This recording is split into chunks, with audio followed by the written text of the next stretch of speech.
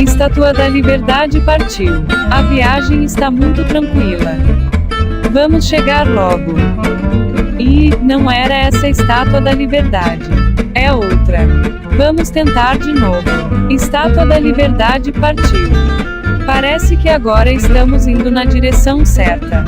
Chegamos. Agora sim. Bom dia a todas, bom dia a todos. Hoje temos uma novidade com o advogado Luiz Carlos Rocha, barbado, né? Ele não teve tempo essa semana de fazer a barba, tantos eventos que tivemos essa semana, né? A Guerra Civil Eustaquiana aconteceu essa semana, né? Uma guerra civil sui generis, com a entrada de Temer no campo de batalha.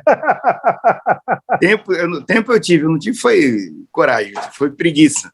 Agora, a Guerra Civil do Eustáquio é como a Batalha de Tararé. Podemos exatamente.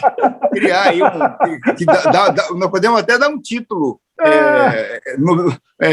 nobiliário para o Eustáquio em função disso, né? Que é a batalha que não houve, né? A Guerra Civil que não houve. Essa é fantástica. Eustáquio e Tararé. Eustáquio e Tararé. A catástrofe que não houve. Não, eu acho que houve. Veja só. Ela foi um passo adiante. Ela foi um passo adiante porque teve mobilização em Brasília, teve mobilização no Brasil inteiro, depois tiveram os caminhoneiros, né? Então, assim, tiveram várias milícias e polícias se manifestando.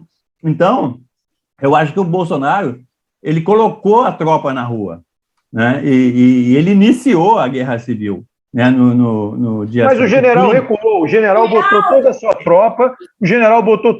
tropa. Não. Cara, você já leu a biografia de Alexandre o Grande? Tem um livro brilhante. Alexandre o Grande foi uma grande figura. Ele ia na frente da tropa, na frente, liderando, ele não ficava atrás, não. Ele ia na frente, né? Ele passava em revista, o cavalo dele chamava-se Bucéfalo, foi o cavalo que acompanhou ele em todas as batalhas, ele passava em revista, na frente da tropa, e era o primeiro aí, ele não ficava atrás lá. Porra, cara! Então, por isso que o nome dele é Alexandre o Grande, porra. Isso. Ele era um bom bebedor de vinho, viu? E nós temos... O cara não perdeu uma batalha. E nós temos o Bolsonaro pequeno, né? Porque o Bolsonaro também foi para a rua, né? Ele foi em Brasília, mas ele foi o Alexandre ia de cavalo, né? O Bolsonaro foi de helicóptero, depois foi de avião, né? Depois foi no tanque. Ele foi com o Nelson Piquet dirigindo o Calhambeque dele. E com o Nelson Piquet ainda, o campeão mundial. Então, assim, foi uma batalha que o Bolsonaro pôs as forças na rua, mas o que aconteceu? Quando ele colocou as forças na rua, ficou claro para todo mundo que essa força dele era muito pequena. As manifestações, quer dizer, não é que as manifestações foram pequenas, eu acho que as manifestações foram grandes. Tinha muita gente na rua, teve muita carreata, muita manifestação, só que pela promessa, né? Aqui, pessoal, jogo rápido, desculpa, Eustáquio, esse livro aqui é impossível, você começa a ler, você não para, a não ser no final. É absolutamente brilhante. O livro Philip Freeman, as biografias de Alexandre o Grande, elas vão começando, elas são repetitivas, porque os documentos eram poucos que sobraram, etc. Então, todos os biógrafos estão escrevendo em cima dos mesmos documentos. A diferença muito é de estilo. E essa biografia é bem completa. Tá? Desculpa, Saco, só para não perder aqui, para recomendar para o pessoal. Registrar assim, Gilbert, ele era um grande bebedor de vinho. Né? Então, o Alexandre, agora, veja só, o Alexandre, o professor dele foi Aristóteles. Então, o pai dele era brilhante. Filipe da Macedônia era brilhante. Então, assim, nós estamos tratando com a elite da antiguidade, né? E aqui no Brasil nós estamos trabalhando com a ralé, né? A ralé que foi para a rua, foi muita gente, mas muito aquém daquilo que se esperava. Depois teve a coisa dos caminhoneiros, né? Teve várias manifestações de milícias, de policiais, etc. E aí, quando o Bolsonaro, o pequeno, né? Ele moveu a peça, né, no dia 7, no dia 8, né? Aí o Alberto tem razão. As instituições brasileiras reagiram, né, a essa tentativa de golpe. Né? É isso que aconteceu. Eustáquio, agora deixa eu só fazer... O Bolsonaro ficou isolado e ele teve de fazer uma rendição incondicional, chamando o Temer para redigir a carta. Então, é uma guerra civil fracassada, incompetente, de tararé. A minha dúvida aqui, Alberto, está sendo o seguinte: eu não sei se eu atribuo o título nobiliário a Eustáquio, de Eustáquio, o Barão do Planalto, Barão de Copacabana ou Barão da Paulista, porque foram os 3 lugares onde se deveria acontecer a Guerra Civil. A Guerra Civil. Na frente da praia, a primeira guerra civil que acontece na frente da praia, em Copacabana. Não, o 22, a revolta de Copacabana foi lá em Copacabana. Isso que aconteceu aí foi do lado do Forte de Copacabana. Forte de Copacabana, perfeito. Eu acho que eu concordo um pouco com o Eustáquio. Eu acho que está tendo uma guerra... Luciana, até você, Luciana, francamente, Luciana... Francamente. Porque é uma tortura psicológica, gente. Ninguém aguenta mais essa tortura psicológica. Porque, tudo bem, se a gente tivesse passado do que aconteceu, aí ia ser guerra física mesmo, aí ia ser arma. Mas no limite do que foi arma, foi uma guerra psicológica. Eu acho assim, quem esteve nas ruas, quem andou pelas ruas, viu, o movimento foi muito intenso, não foi pouca coisa, não. Eu caminhei aqui pela Lagoa e quando eu passei naquele trecho de caminho para Copacabana, engarrafamento e mais engarrafamento. Tinha muita gente na rua, sim, e eles estavam muito barulhentos. Então, assim, a garra com que quem foi para a rua é uma coisa, de fato, inacreditável. Então, assim, é uma tortura para as instituições. Por exemplo, o depoimento do Barroso dizendo, eu estou cansado, na verdade, cansado de ficar falando 500 coisas em relação, combatendo fake news, porque eu acho, a impressão que eu tenho é que a coisa passa por uma tortura psicológica com a oposição, com as instituições. Está todo mundo muito cansado. Teve esse recuo? Sabemos todos, esse recuo é para inglês ver. Na verdade, é para estabilizar o mercado, dar argumento para a oposição, para a situação, dar argumento para o centrão, dar argumento para que se continue mais ou menos. Mas não se dá 2 dias para ele voltar atrás e começar a atacar tudo de novo. Isso é certo. Não, mas, Luciana, eu acho o seguinte, mudou uma coisa, é o seguinte, a imagem do Bolsonaro grande para o Bolsonaro pequeno, para o Bolsonaro valente, para o Bolsonaro covarde, né, para o Bolsonaro machão, para o Bolsonaro corno, isso está pegando. Então, assim, os próprios apoiadores do Bolsonaro estão recuando, porque estão vendo que não pode confiar nesse líder que não é um mito, é um cara completamente sem liderança, sem plano, e que não quer salvar o país, ele quer salvar a família dele. Isso está ficando claro para todo mundo. Esse ponto que você trouxe é importante, Eustáquio, porque... Vai falar. Porque, eu acho o seguinte, eu acho que ele já vinha pisando na bola em Brasília, né? Agora ele começou a pisar na bola com os seus apoiadores das redes sociais, então agora já está atingindo as pessoas comuns, ou seja, esse caráter que ele tem junto àqueles que estão com ele, né? Então, eu acho que eles já estão começando a sentir. Muitos depoimentos falavam, eu briguei com a família para... né? Eu penso o seguinte, eu acho que a situação do Bolsonaro não se alterou muito. Essa coisa de colocar gente na rua, eu me lembro de uma frase que o presidente Lula me disse aqui, a pretexto de uma crítica que ele fez, aquele movimento do ele não. Uma crítica construtiva. E ele se perguntava, quem é que está organizando esse movimento do ele não? Quem é que está por trás disso? Quem que controla esse movimento? Aí o pessoal dizia, não, presidente, ninguém, é um movimento espontâneo que está partindo das mulheres e tal, não sei o quê. Eu falei assim, mas por que ele não? Né? Esse ele não pode ser ele não para o Lula, ele não para o Haddad, ele não para o Alckmin, para qualquer um. Né? Por que ele não? E outra coisa, um argumento pobre, por que ele não? Né? Ele não por quê? Isso é um tipo de cancelamento, um veto, é um negócio arrogante, né? E outra coisa, é essa frase que fecha essa crítica dele, que é assim: não se coloca gente na rua sem saber o que vai ser feito, com que objetivo, né? O Alberto lembrou bem o Alexandre o Grande, ali naquele texto que ele mostrou, tem a referência a outras lideranças, outros grandes comandantes, o Napoleão, por exemplo. Então é o seguinte: você vai fazer uma incursão num território inimigo, vai fazer o quê? Quanto tempo vai durar, né? Isso é uma coisa básica. Então, se você... os americanos entraram no Afeganistão para matar o Bin Laden. Mataram o Bin Laden, em vez de sair embora, ficaram lá, e olha o que deu. Então, as coisas têm que ter objetivo, né? Tem que ter prazo de duração, né? Tem que ter os objetivos claros, né? Então, você não põe gente na rua sem saber o que vai fazer. Esse foi o problema do Bolsonaro. Ele chamou as pessoas para a rua para fechar o Supremo Tribunal Federal. Isso, para decretar estado de sítio. Ele queria isso. Os apoiadores dele queriam isso.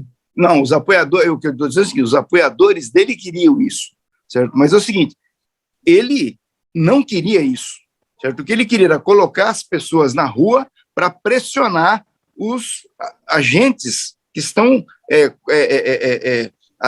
reagindo a ele na cena política. Ele queria pressionar. Mas ele chegou lá em Brasília a falar que ia convocar o Conselho da República. Não, mas ele não sabe nem. Ele nem sabe o que é o Conselho da República, mas. Muito confuso, mas ele queria, ele tinha o objetivo de fechar o STF.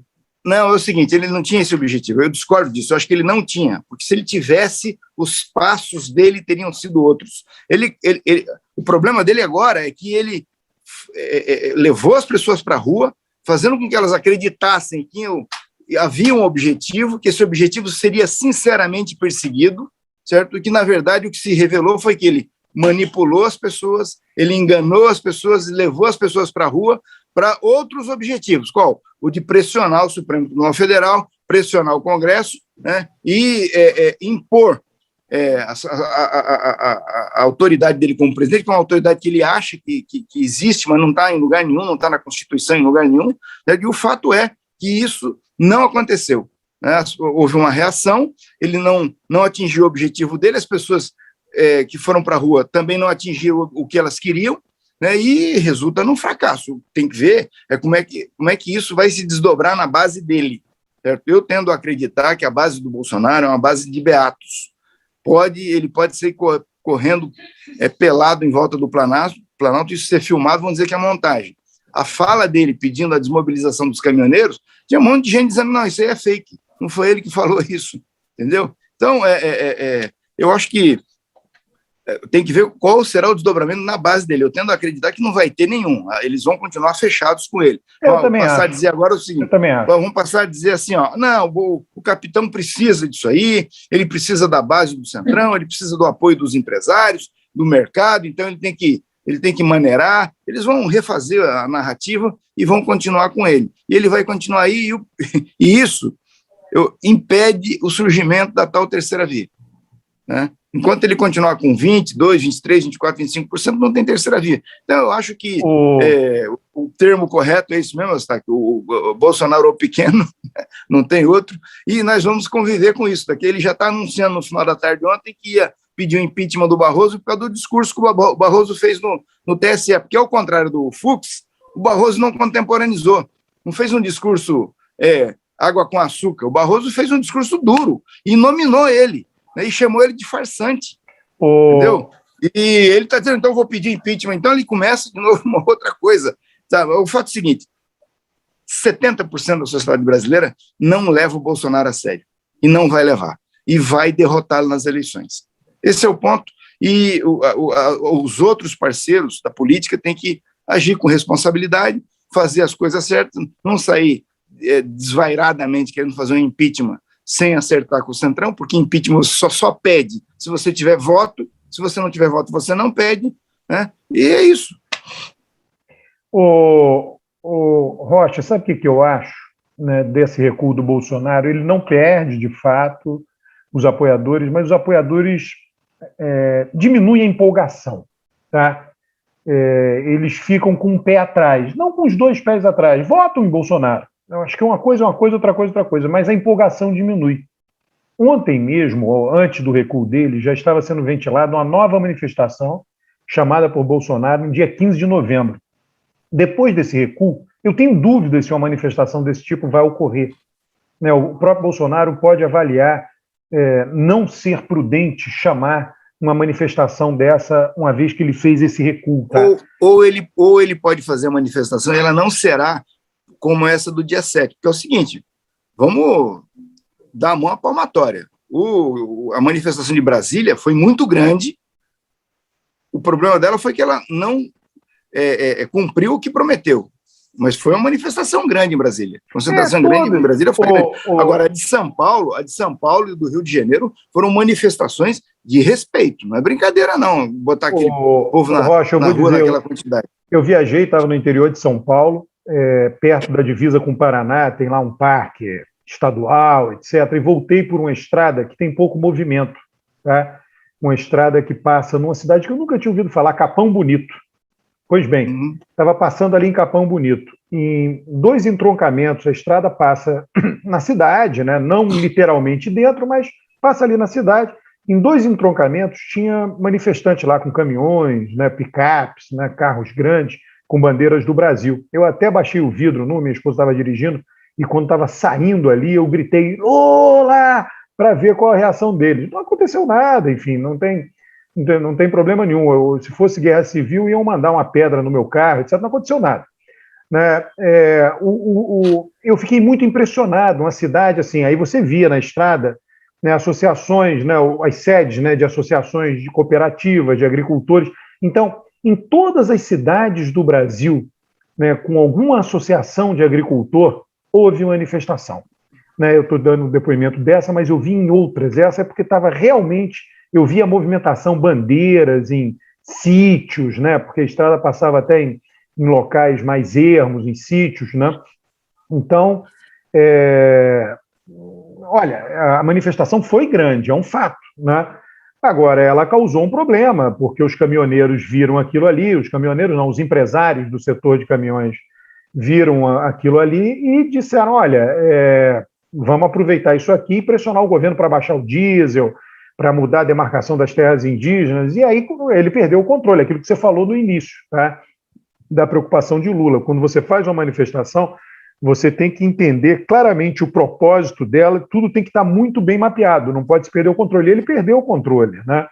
E nós tínhamos ali, eu não sei, né, eu consultei ontem amigos economistas, né? O grande risco era o bloqueio das estradas de São Paulo e Minas, né? Isso tem impacto no PIB. Teve lá bloqueio em Recife, Santa Catarina, isso não tem impacto no PIB nacional, 0. Agora, se as estradas de São Paulo, as principais, fossem bloqueadas e algumas de Minas, aí isso poderia ter um impacto no PIB. Isso seria péssimo para Bolsonaro. Talvez o que tenha acontecido esses últimos 2 dias em termos de bloqueio de estrada não tenha impacto nenhum. Muito provável que não tenha impacto nenhum no PIB. E para finalizar, a entrada do Temer na cena é um negócio para desmoralizar de um jeito que não tem conserto, né? Não tem, é o jeito que chega em casa com a marca do batom na camisa, não tem explicação, certo? Sim. Então, vai falar o quê? O Temer é a desmoralização completa. Não, e sem contar essa coisa do ghostwriter, né? Ou seja, alguém escreveu a carta para ele, é de uma incompetência muito grande, ou seja, você precisar de um presidente anterior para escrever uma carta sua para os seus eleitos, de uma incompetência inacreditável. Agora, eu gostei muito dessa avaliação que você fez, dessa leitura que você fez, Rocha, ou seja, de você ter criado uma expectativa, havia uma diferença de expectativa em relação aos dois, porque, de fato, quem estava nas ruas queria mesmo a ruptura, só que ele criou essa expectativa, mas ele não podia entregar, ele arrumou um problema para ele mesmo. Não tem as instituições funcionar, não tem ruptura nenhuma, entendeu? Olha, eu vou dizer mais, eu não sei se vocês concordam, tá? Ninguém bateu de frente com o Bolsonaro, eu vi gente criticando o Lira, fez um discurso panos quentes, queimou a mão, queimou as mãos. Cara, todo mundo fez o seguinte discurso, foi lá e, né, o Barroso bateu de frente, né? Mas ninguém ali, o Lira não bateu, o Pacheco não bateu, né? O próprio Fux fez aquele discurso doutrinário, né, típico dos jurisconsultos, né? não bateu de frente. Você vê, não precisou bater de frente para ele recuar. Não precisou bater de frente para ele recuar. O Fux, tudo bem, ele não gritou, não xingou, nem nada. Mas o que ele falou é o seguinte, o que falou para o Bolsonaro, o que você fez é crime de responsabilidade. E a gente sabe que crime de responsabilidade ele pode perder o cargo por causa disso. Mas, cara, vai fazer o quê? O Bolsonaro vai fazer o quê? Fechar o Supremo? Agora, tem um ministro Supremo botar outro? Então, como é que faz isso? Veja só, Alberto, a questão é a seguinte, houve um ataque às instituições. Você não pode negar isso. Você fica falando que as instituições funcionam, mas é o seguinte, tudo bem, está funcionando, mas houve um ataque. Uhum. E aí, as instituições resistiram a esse ataque. Uhum. Então, você pode falar o seguinte, olha, no final das contas, as instituições prevaleceram, mas que houve um ataque, houve. Eu vou dizer mais, tá? Eu vou dizer mais. Você reafirma aí, Eustáquio, o que o Alberto tem falado já desde do século passado, que até muita gente tira onda com ele, de que as instituições estão funcionando. Né? Por quê? Porque elas reagiram, porque elas estão preparadas para reagir. Né? O que nós estamos tendo no Brasil são perdas, né? E as pessoas ficam muito falando na questão institucional, das instituições que estão desgastadas, estão mesmo, pela presença do Bolsonaro, mas o que nós temos tido de perda em matéria de democracia são a perda dos direitos sociais. Né? Isso é muito grave. Agora, o Alberto, para finalizar aqui, o que eu quero dizer é o seguinte, eu acho que ele queima o relé e ele sai falando bobagem, ele não se aguenta. Né? Isso é um problema, devia se submeter a um tratamento, porque ontem, por exemplo, naquele negócio com a China, ele leu o discurso. Então, ele não devia falar de improviso. Ô, Bolsonaro, presidente, o senhor não fala mais de improviso. O senhor está proibido de falar improviso. O senhor vai ler, vai fazer uma live, vai ler o texto que o senhor vai falar na live. Vai fazer um discurso, vai ler o texto. Então, aí você consegue estancar as bobagens, entendeu? Porque está acontecendo o quê? Ele antes tinha o apoio do PIB, da Faria Lima, certo? Então, a Faria Lima não gostava muito do Bolsonaro, mas amava o Guedes, certo? Amava o Guedes. A Globo não gostava do Bolsonaro, mas amava o Guedes, né? Mas o problema era a falta de sustentação no Congresso. Aí ele correu e resolveu o problema da sustentação dele no Congresso, fechou com o Centrão. A partir daí ele começou a fazer bobagem e perdeu o apoio da Faria Lima, perdeu o apoio da Globo e críticas pesadas na área econômica. Então, ele é um computador com os fios ligados nos lugares errados. Deixa eu fazer uma analogia aqui. Né? A Luciana conhece a literatura sobre confiança interpessoal. Tá, eu conheço isso. Né? E os especialistas mundiais sobre confiança interpessoal, a confiança é algo fundamental para uma economia funcionar bem, é algo fundamental para a política funcionar bem, você diminui a quantidade de contratos, né? E os acordos são feitos no fio do bigode, são cumpridos. Todos os especialistas em confiança, isso é uma analogia que eu estou fazendo, dando um exemplo concreto para falar das instituições, todos os especialistas em confiança interpessoal mostram que a confiança, vamos supor, eu estou vendo atrás de você sua adega de vinhos, o Rocha. Quanto mais vinho você consumir, menos vinho você terá, a não ser que você reponha vinho. Né? É assim que é. A maioria dos serviços e dos bens funcionam assim. Só que a confiança é um bem simbólico. Né? E a confiança é o contrário disso. Quanto mais você usa a confiança, mais forte ela fica. Se eu confio em você, Rocha, e você confia em mim, nós começamos a fazer vários negócios baseados nessa confiança, e os acordos que nós cumprimos nós celebramos, são cumpridos, a nossa confiança interpessoal vai aumentando, ela só cresce. Então a confiança ela tem essa característica paradoxal quando a gente pensa o mundo. Na maior parte do mundo que a gente vive, quanto mais você usa, menos sobra. A confiança é o contrário. Quanto mais você usa, mais ela cresce. Tá? As instituições é a mesma coisa. Quando você mais bate nas instituições, mais elas se fortalecem. Ela tem a mesma característica da confiança. O Brasil é um país que vem sofrendo um estresse para cima das instituições, não é de hoje, tá? Eu não passo a mão na cabeça de Dona Dilma. Dilma foi péssima para as instituições brasileiras, diferentemente de Bolsonaro. Tá? Cada um estressou as instituições brasileiras à sua maneira, né? E as instituições se fortaleceram no período Dilma.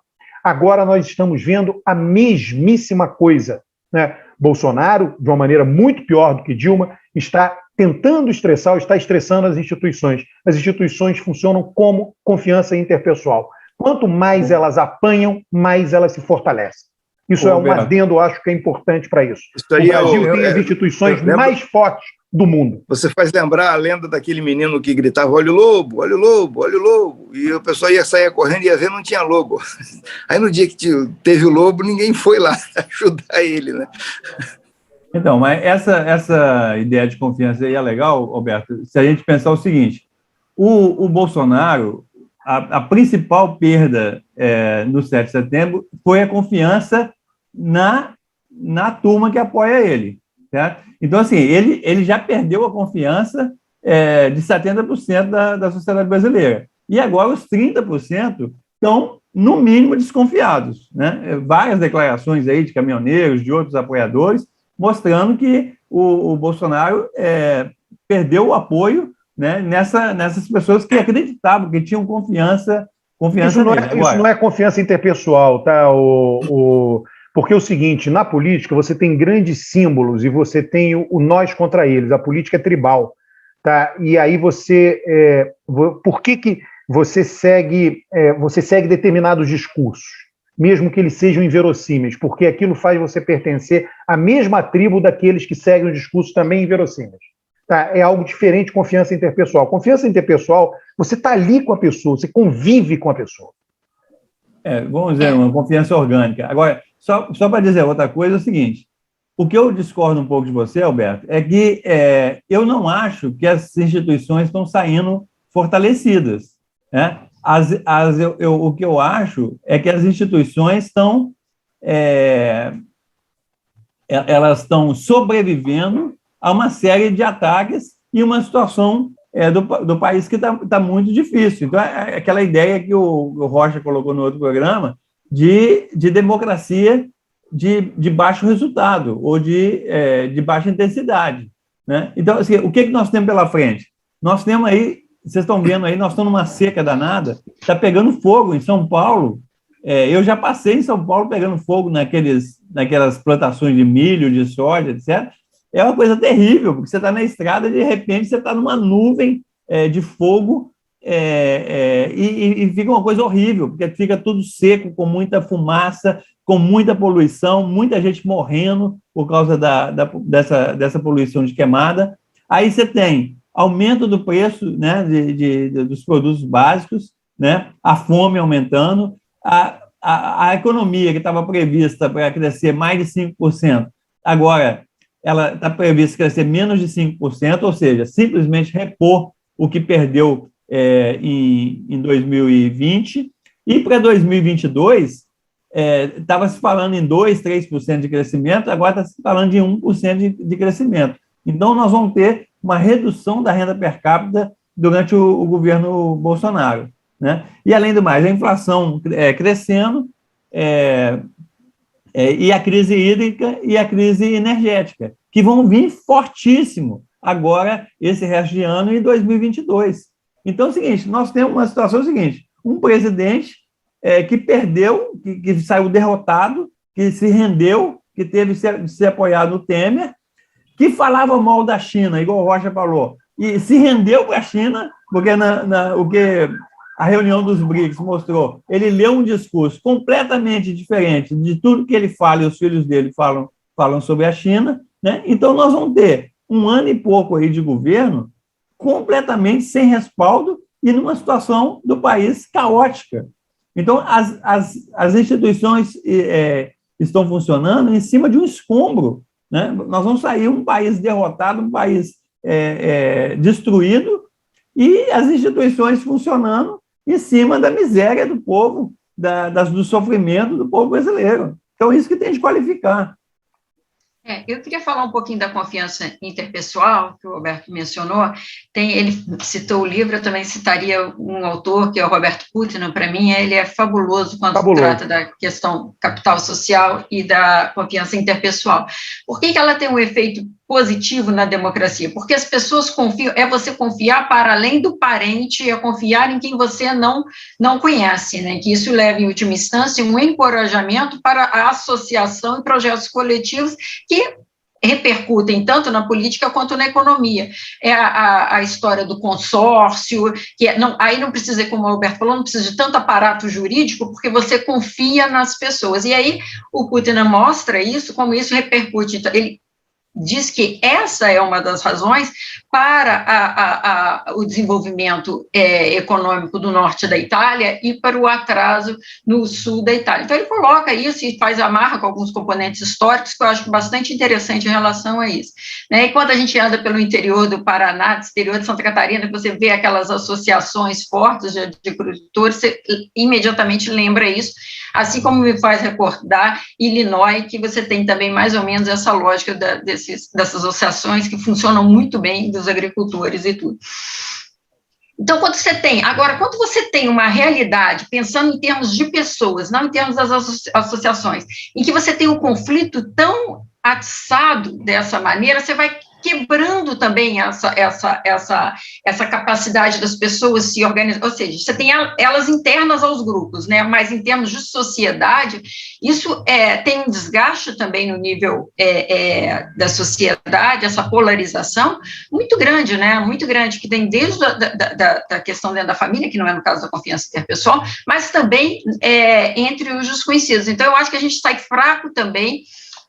É isso, é difícil dizer se sai fraco, porque você sai fraco num ponto e sai forte em outro, no sentido que, outro dia nós conversávamos, já pensou se a gente usar essa força toda que nós estamos usando, quando tiver um presidente que puxa para trás e a gente usar essa força toda só para andar para frente, né? A gente correrá porque a gente está lutando como a gente nunca lutou em termos para evitar esse Luciana, deixa eu pegar esse ponto da Luciana. Antes eu quero mostrar o que a Luciana mencionou aqui para o nosso pessoal, né?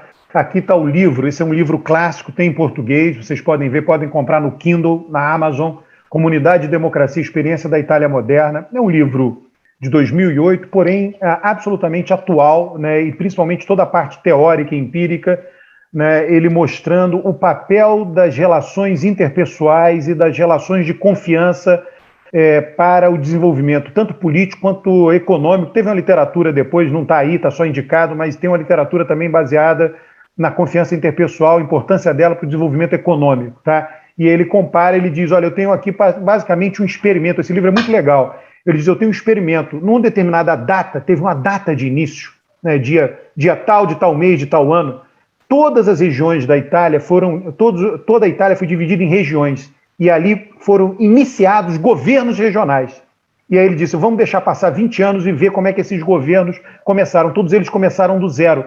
Né? E aí ele tem várias medições para ver a capacidade de entrega dos governos, isso que o Eustáquio se preocupa tanto, e ele mostra que isso não tem a ver, tem a ver com a sociedade onde ele está, e não, né, com a data de início. Todos tiveram as mesmas oportunidades, mas aonde a confiança interpessoal tradicionalmente foi maior, né, que era o norte da Itália, os governos foram mais eficientes, e aonde a confiança interpessoal foi menor, no sul da Itália, os governos eram mais ineficientes. Eu estou resumindo, né, o livro é muito mais rico, obviamente, do que eu estou falando aqui. Luciana, eu quero trazer aqui, Luciana, pegar um ponto que você falou que eu acho muito relevante. Tá? Rodrigo Maia quando ele era presidente da Câmara, ele teve um evento para a Fundação Lehman, que ele fez a seguinte pergunta, mencionando Bolsonaro, isso em 2019, tá? Ele mencionando todas as bobagens que Bolsonaro já fazia ali, então, né? Ele disse, onde foi que erramos? Né? Isso deu até uma manchetezinha de jornal, etc. Nós temos, né, uma sequência de presidentes da República, vivemos no presidencialismo, tá? Fernando Henrique, né, o Eustáquio fica aí dizendo que o Brasil não entrega, é errado, é uma afirmação que nega os fatos, né? Nós tivemos Fernando Henrique, nós tivemos Lula, né, que estabeleceram grandes consensos para resolver grandes problemas da sociedade brasileira. Tá? Até Fernando Henrique nós tínhamos uma inflação galopante, uma hiperinflação no Brasil. A hiperinflação, há um consenso implícito, ou explícito, se preferirem, mas eu acho que é implícito, tácito, né, de que a inflação tem que ser contida e quais as ferramentas que são utilizadas para conter a inflação. Isso foi iniciado no governo Fernando Henrique. Foi uma revolução no país. Governo Itamar. Você entendeu, tá? Eu estou raciocinando. Dois presidentes eleitos, Itamar não foi eleito, tá? 2 presidentes eleitos, não é pouca coisa reduzir e manter baixa a inflação. Aí, de repente, vem Lula, né? Em seguida vem Lula, né? Com muita competência política, com outras habilidades, diferentes do Fernando Henrique. Fernando Henrique teve muita competência política para enfrentar todas as resistências e todos os conflitos de tal maneira que controlasse a inflação. Lula enfrentou um outro conjunto de resistências e conflitos e estabeleceu políticas sociais no Brasil para atender pessoas que nunca tinham tido atenção. Isso é uma democracia que entrega gastos per capita com o SUS, gastos per capita com educação, tudo aumentou. Gastos per capita com política social redistributiva, controle da inflação, são grandes consensos e grandes problemas que o Brasil resolveu. Aí vem em seguida duas tragédias humanas: a incompetência total da figura de Dilma Rousseff e a incompetência total da figura de Jair Bolsonaro. Duas tragédias. Viemos de um momento de bonança e entramos em tempestade. Vivemos no presidencialismo. Então, temos sim um problema no Brasil, o problema de oferta de candidatos. Nós ofertamos, olha, na época que o PT ofertou Dilma para o eleitorado, existiam, no mínimo, uma centena de políticos dentro do PT mais capazes de presidir o país de uma forma melhor do que Dilma. No momento que o Brasil ofertou Bolsonaro para o eleitorado, tinha, no mínimo, uma centena de políticos antissistema, de fora do sistema, mais capazes do que Bolsonaro de tocar o país. Então, nós temos que identificar qual é o problema e não sair atirando para todo lado dizendo que tudo é problema. Nosso problema é o seguinte: presidente é coisa séria. Nós temos que ofertar ao eleitorado pessoas tarimbadas na atividade política e não neófitos, pessoas absolutamente imbecilizadas e incapazes, tais como foram Dilma Rousseff, como é Jair Bolsonaro. Este é o grande problema do país. Mas é o seguinte, deixa eu só fazer um reparo aí, na linha do que... Primeiro, Alberto, o Fernando Henrique não teria existido sequer, porque tinha perdido a eleição em São Paulo, se não fosse o governo de Itamar Franco. É o acaso. O acaso faz parte, né? É isso. Cassação, o Itamar teve um papel fundamental, né? Talvez uma das figuras mais importantes na concretização dos pressupostos do Pacto de 88. Um político tarimbado, é um político tarimbado, entendeu? É o meu argumento.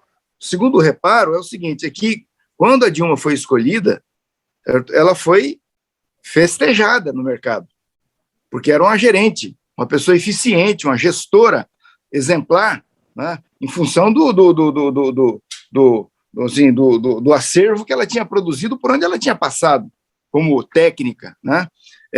Então é muito difícil. Eu concordo com você que as escolhas não foram boas, né? Mas no caso do Bolsonaro é diferente, porque do Bolsonaro todo mundo já sabia que ia ser isso aí, né? Com a Dilma não, né? A Dilma todo mundo ficou ali. Se você pegar os editoriais do Valor, do Estadão, do Globo, o pessoal todo dizendo, não, agora vão organizar, porque ela tinha montado o PAC, executado o PAC, ela entregava o PAC para o Lula, né?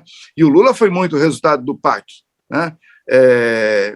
E aí aconteceu o que aconteceu, mas no caso do Bolsonaro, todo mundo já sabia que não ia dar certo, diferentemente do caso da Dilma. Então eram esses dois reparos que eu queria fazer.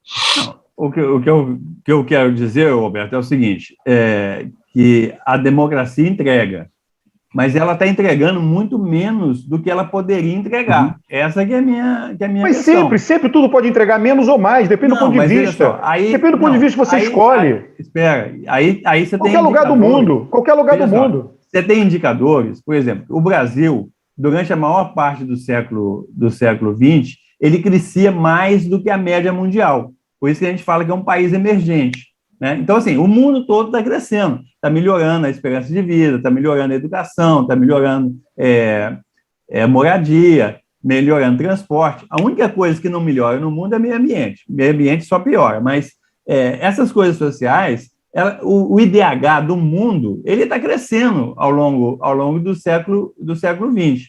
Só que aí tem o seguinte, tem alguns países que ele cresce muito mais do que em outros.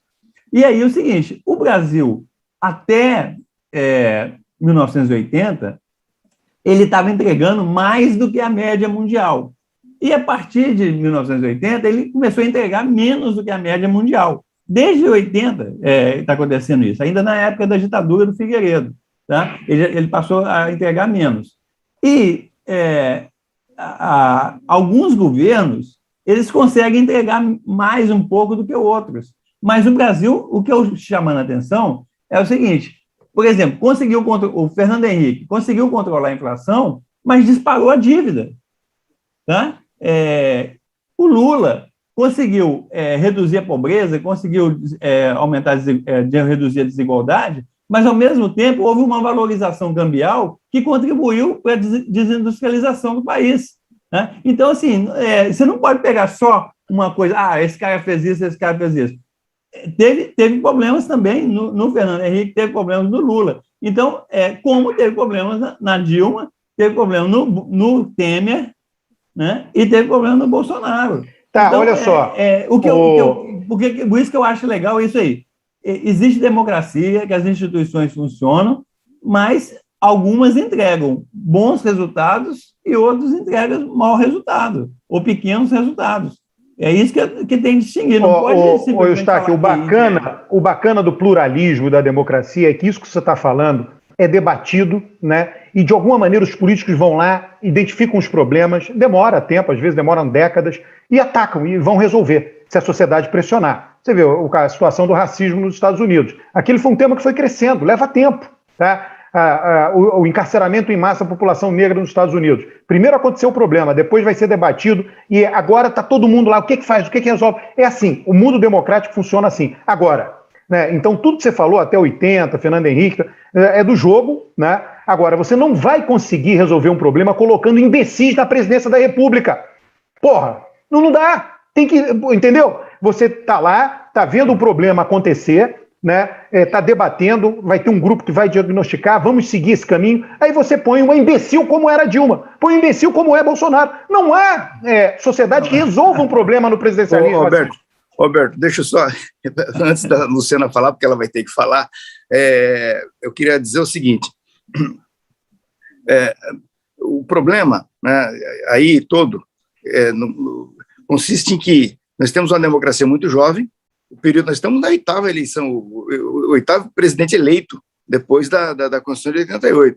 Né? Então, talvez seja necessário você colocar um imbecil na presidência da República para poder aprender como é que funciona um imbecil. Isso assim, acontece aleatoriamente. Quantos imbecis foram presidentes americanos? Você acha que não teve imbecil lá? Teve muito imbecil. Olha, o processo de seleção é muito mais rigoroso do que foi o processo de seleção aqui. Mas a oferta, eu não estou falando da demanda. O eleitorado, você não controla a demanda. A demanda é de milhões de eleitores. O problema está na oferta. O Brasil está com problema de oferta. Ele ofertou visto para governo do Estado. E eu estou dizendo para você o seguinte, a nossa experiência o problema é de oferta. A nossa experiência, por ela ser curta, ela corre risco, um risco maior. Eu acho que tem mais... É o seguinte, nós corremos um risco maior, certo? E isso gera aprendizado. Por exemplo, a fala do Eustáquio aí suscita para mim um ponto importante. Ele concentrou a análise dele na questão econômica, tá certo? E nós estamos num momento no Brasil em que nós estamos com um enorme problema econômico, um problema gigantesco econômico, e nós temos um presidente, nisso você está certo, que está falando em fechar o Supremo, brigando com o ministro do Supremo, falando do problema da urna eletrônica. É uma realidade paralela à do país, tá certo? E talvez isso seja pedagógico. As pessoas da próxima vez vão dizer, não, espera um pouquinho, o ponto importante é a economia, não vamos nos perder com bobagem. Isso é pedagógico. Mas olha, isso não é pedagógico para o eleitorado. Veja só, o eleitorado não tem responsabilidade nisso. Foi ofertado para o eleitorado Dilma Rousseff. Foi ofertado para o eleitorado Jair Bolsonaro. O eleitorado disse, olha, dentro desse contexto eu quero esses daí. Porra, tem que ser ofertado políticos bons, políticos tarimbados, políticos que têm experiência de governo, que têm ocupado o poder executivo. Né? O país é grande, o país é sério. Não dá para ficar nessa esculhambação de ofertar para o eleitorado políticos que não teve... Olha, Dilma nunca tinha disputado uma eleição. Nunca na vida tinha disputado uma eleição. Eu conversava com políticos sobre ela na época. Os políticos me diziam, olha, Alberto, não tem nada mais educativo do que você pegar o pirizinhos e ir atrás do dinheiro para disputar sua própria eleição. Dilma não fez isso, nunca fez isso na vida. Nunca fez isso na vida. O outro foi um deputado de baixo clero por 28 anos.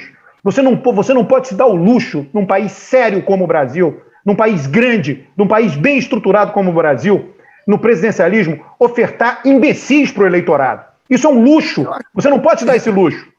Eu acho que isso gera um aprendizado. Isso gera um aprendizado. Ô, Rocha, não gera em muitas coisas, porque tem gente até hoje passando a mão na cabeça de Dona Dilma. Não gera porque tem gente passando a mão na cabeça do senhor. Não, mas aí passar a mão na cabeça... passar a mão na cabeça de pessoas desqualificadas para exercer o poder. Passar a mão na cabeça é uma coisa, Alberto. E fazer de novo é outra. Na verdade, assim, eu acho que a gente tem um desafio aí muito maior. Volta à questão da cultura política, que não dá para deixar ignorar, né? Porque é o que vocês estão falando.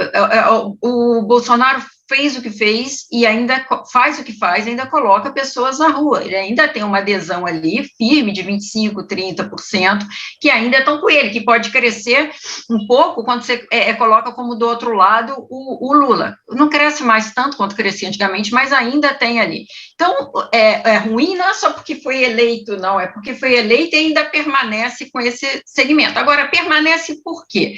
Aí, Alberto, entra a questão da cultura política e lembra a PESB, lembra a cabeça do brasileiro, lembra tudo. A gente tem uma cultura política no Brasil, e não é só no Brasil, a gente tem muitos países na América Latina dessa maneira, e no mundo também, tanto é que a democracia eficiente é um luxo, né? Ela é um sonho que a gente almeja e a gente trabalha arduamente todos os dias, parte de nós trabalha arduamente todos os dias para alcançá-la, mas você tem uma sociedade que não tem também tantos apegos dessa maneira. Por que o Bolsonaro infla? Por que o Bolsonaro cresce em alguns momentos quando ele faz um discurso como aquele? Porque tem um lastro na sociedade que quer aquilo mesmo. Tem um lastro da sociedade que acha legal e não acha problema nenhum do político guardar os seus filhos. Em toda a sociedade vai ter esse lastro, entendeu? Na Alemanha tem aquele partido radical lá de direita, fascistoide. Na Espanha tem o Vox. Né? Só que os sistemas eleitorais deles não permitem que eles prosperem.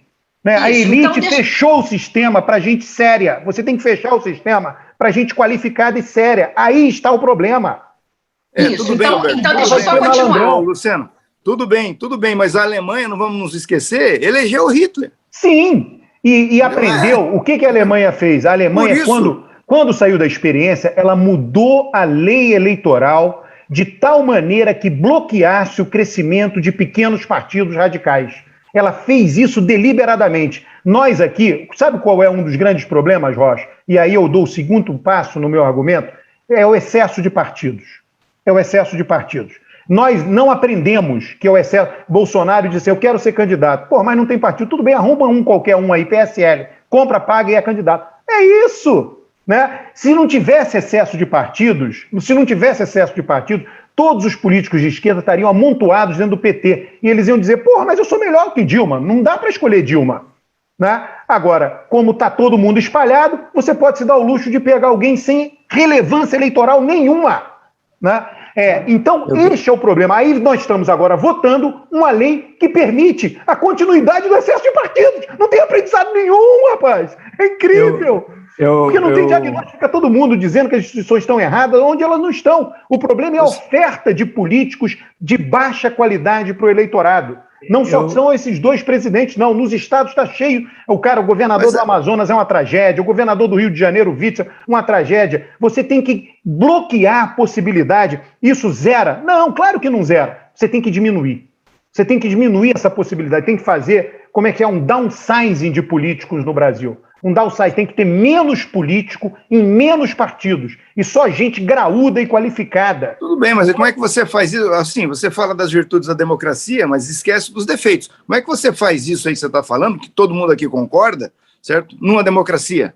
Isso é um processo que demora, sangra, recua, atrasa, né? Não sei, a Luciana estava querendo concluir a fala dela. Deixa eu só concluir, que a questão é a seguinte, então, diante dessa realidade, a gente tem que ter instituições que controlem esse processo. Agora, as instituições controlam, cortam arestas, mas elas não são capazes de, em algumas poucas décadas, reverter a cultura política da população. Então, é um processo meio lento, em que ela vai cortando a aresta, ela vai moldando dentro do limite o aspecto cultural, mas isso a gente não anda. Também uma outra coisa que a gente tem que aprender: a sociedade não anda, a história não anda em linha reta. É uma coisa meio helicoidal. Você vai para frente, depois você retrocede, você vai para frente e retrocede. E é isso que a gente está experimentando, na verdade. E lembrar que tem que sempre colocar uma coisa do seguinte, do ressentimento. A ideia, aí a gente pode dar o aspecto mais sociológico, que tudo explica, desde o aspecto mais sociológico, uma sociedade escravocrata, com essa tradição toda, hierárquica, esses são componentes explicativos do que a gente está vivendo hoje, até aspectos do aspecto mais psicológico do ressentimento, que o que elegeu Bolsonaro foi o ressentimento, né? Então, e esse ressentimento, por isso que vincula nessa trajetória histórica. Então, assim, eu acho que a explicação, tem uma explicação cultural, uma explicação psicológica, tem uma explicação institucional, e eu acho que as instituições e a cultura vão andando e vão se afinando. Eu acho que no frigir dos ovos, se tudo correr bem, vamos sair melhores, vamos avançar, vamos ter aprendizado. Mas, por enquanto, a situação está absolutamente difícil. E a última coisa que eu queria falar, só pegando essa provocação, que eu já estou com isso na cabeça desde que a gente começou, essa coisa da oferta de políticos, oferta pensando, inclusive, no caráter da personalidade, a gente também deve pensar o seguinte: as características pessoais do Alexandre de Moraes hoje fazem a diferença dele nesse enfrentamento. Né? Ele é um sujeito que tem a ideia da casca grossa no sentido positivo de ter uma casca bem dura, que apanha, e ele não se intimida com as redes bolsonaristas. Tenho minhas dúvidas se seria qualquer um que aguentaria isso. O Rodrigo Maia, mesmo, que o Alberto falou, cansou de apanhar, e lá pelas tantas já estava cansado. Me permita acrescentar aí, nesse teu raciocínio, o seguinte dado. Nós tivemos duas figuras cujas características pessoais foram fundamentais agora, nesse momento, né? O primeiro foi o Gilmar Mendes, que impediu o Lula de ser ministro da Dilma, né? Uma decisão judicial, pela coragem que ele tem, cometeu um erro monstruoso, mas fez, né? E depois foi ele, Gilmar Mendes, que arrastou o tribunal para anular todas as violações que exaustivamente foram praticadas pela Lava Jato contra o presidente Lula, e que resultou na libertação do Lula, e agora o Lula aí de novo no jogo, né? O Gilmar Mendes saiu do Sena. Quem entrou em cena? O Alexandre de Moraes, que são duas figuras que têm personalidades muito semelhantes. Eles vão para cima, vão para a briga e não fogem, entendeu? E isso é o azar do Bolsonaro com o Alexandre de Moraes. Não adianta esperar, gritar, ele vai fazer o que ele tem que fazer, e acabou, né? Então, para amaciar isso, o Temer teve que chamar, o Bolsonaro teve que chamar o Temer, né? Mas não ache que com a presença do Temer ele vai poder continuar fazendo graça com o Alexandre de Moraes. Não vai. Gente, olha, eu queria mudar um pouquinho de assunto, mas eu vou pegar um gancho do que o Rocha falou anteriormente, e falou outras vezes. Eu já falei, eu não concordo muito com essa ideia que nós somos uma democracia jovem e que aí é uma criança, que a gente tem de cuidar dessa criança. A questão é a seguinte: nós temos 500 anos de história no Brasil, já cometemos a independência, né, do Brasil, para falar do 7 de setembro, foi uma coisa ridícula, né? Passar para o herdeiro da colonização ser o chefe da independência é uma coisa... Né? A República, a programação da República, foi um golpe militar mal planejado. É um golpe que deu certo, né?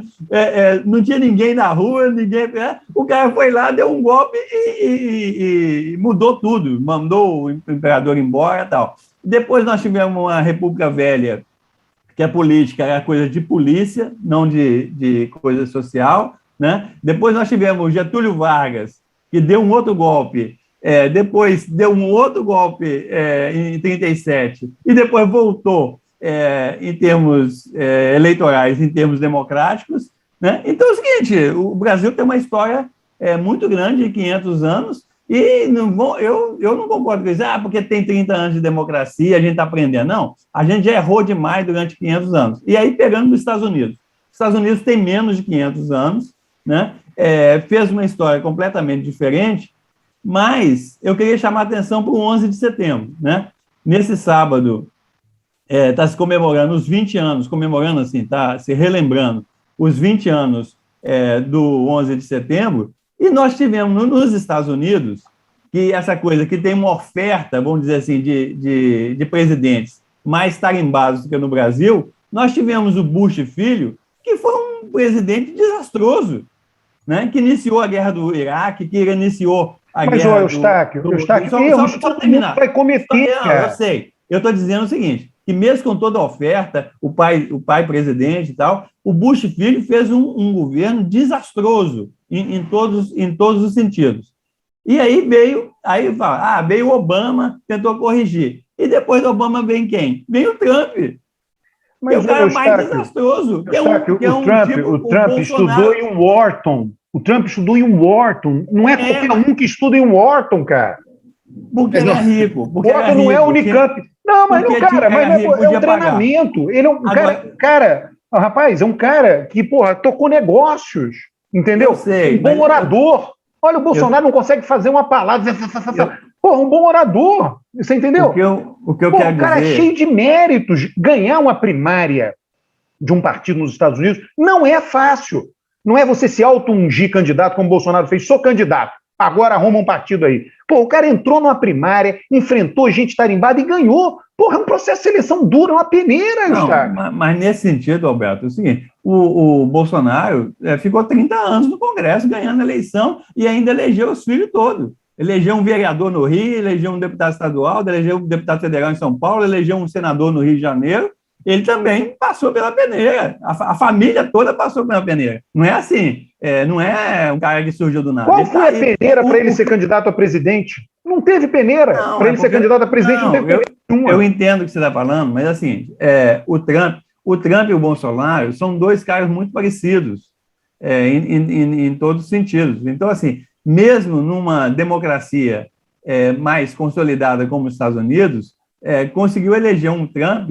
E o que eu quero dizer é o seguinte, os Estados Unidos não estão entregando aquilo que prometeu. Os Estados Unidos sempre teve o quê? Uma geração, a geração mais nova era mais rica do que a geração mais velha. Ou seja, os filhos eram nunca mais se ricos. Viveu tão bem, Eustáquio.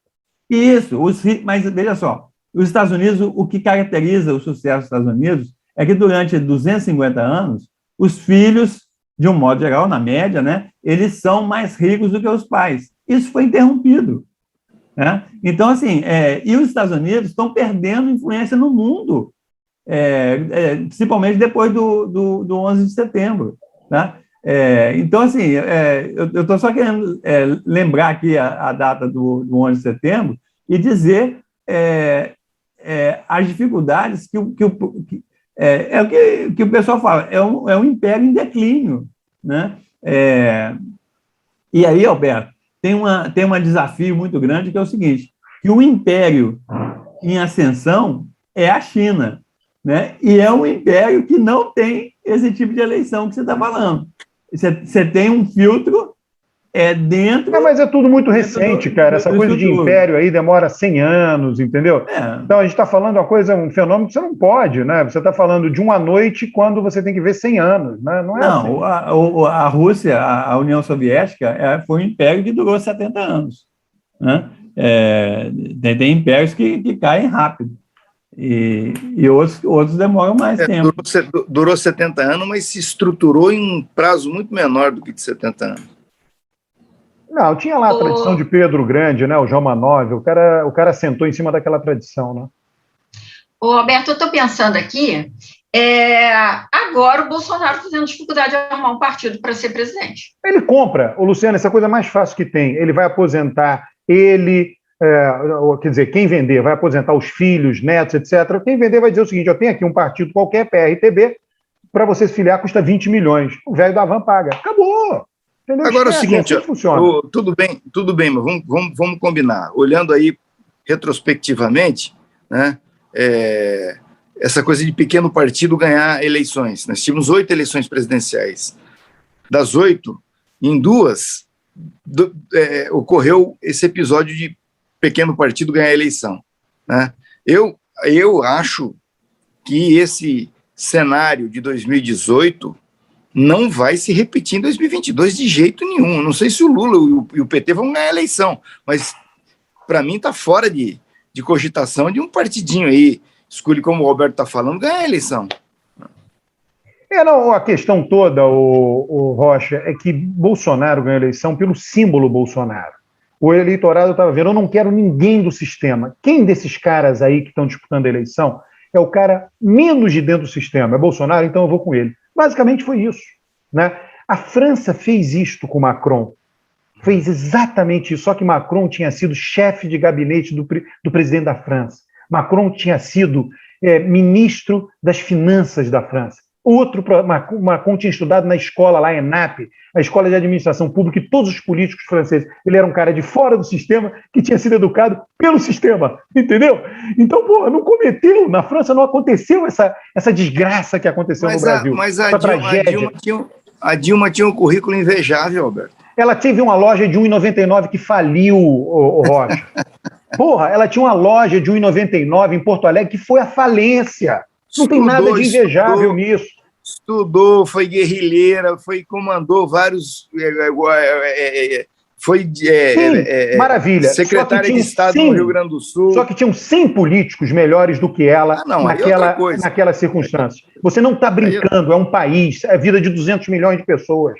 Você tem que escolher os melhores, né? E não, alguém que faliu uma loja de 1,99, estudou na Unicamp. Não se trata disso. O melhor é o seguinte: quem foi que já sentou numa administração pública, né, e montou um grupo de secretários, teve que administrar a vaidade de secretários, teve que se envolver com problemas variados, e quem foi que conseguiu fazer isso? É esse? Então põe esse.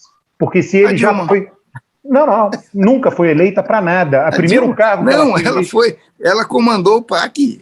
Não. Eu estou falando um governador de estado, né? Dos processos de seleção, você tinha vários governadores de estado do PT que poderiam ter sido os candidatos, que teriam tido muito mais experiência ao sentar na cadeira de presidente da República do que ela, né? Então, não se trata dela ter ou essa característica, se trata do seguinte: nós estamos lidando com coisa séria, milhões de vidas, a administração de um país. Isso só pode ser entregue para gente que passa por uma peneira dura, né?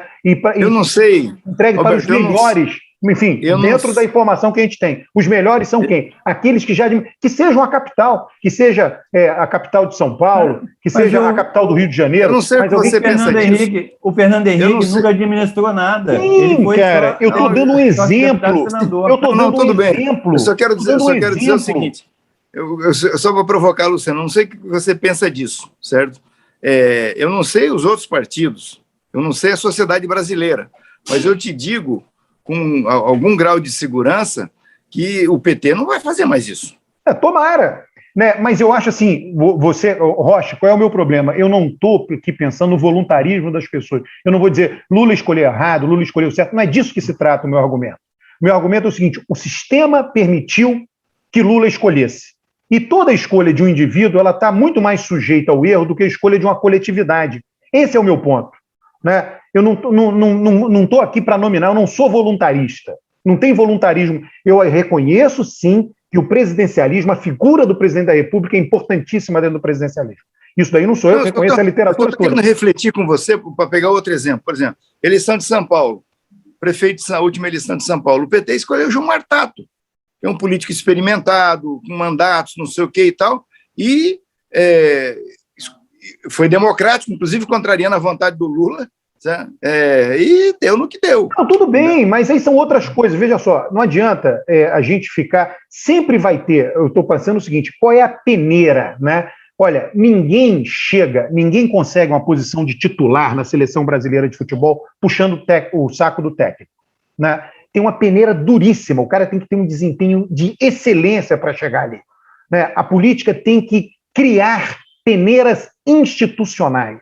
Esse é que é o ponto. E para que você faça isso, um dos requisitos é a diminuição drástica, no caso do Brasil, do número de partidos. Drástica. Né? Nós temos 30, 15, 20, 16 partidos. Tem que ter 5, 6, acabou. E os políticos têm que estar amontoados ali dentro, porque aí eles vão brigar entre eles, vão dizer, perdeu, agora é minha vez, a fila anda. Né? mais importante do que isso. Porra, como é que vai ser aqui o processo de escolha? Eu também quero ser escolhido. Porra, eu tenho mais méritos que o outro. E é essa briga que vai criar a peneira. Erros vão acontecer. Vai ter uma seleção que não vai funcionar. Agora, não dá para ter 2 presidentes seguidos, né, absolutamente incapazes de exercer as atribuições de um presidente da República, que não sabem falar em público. Não dá para ter isso. Porra, não sabem falar em público. Ô, Eustáquio, você foi irritar o Alberto, agora aguenta. Eu não. Agora... Ele já estava irritado e eu fui questionar e ele ficou mais irritado. Não, eu já estava irritado, ele foi questionar, eu fiquei mais irritado. É perfeito. Agora, só uma coisa que é para provocar, porque hoje muita gente do PT tem pessoal, a gente passou de 1 hora já. Então, só para coisa, tem horror do Palocci, né? Mas naquele momento o Palocci era um nome forte e só não pôde por causa de denúncias daquele momento. Mas, de novo, teria Luciana, sido outro governo. Né? De novo, Luciana, é necessário um processo, uma instituições de escolha.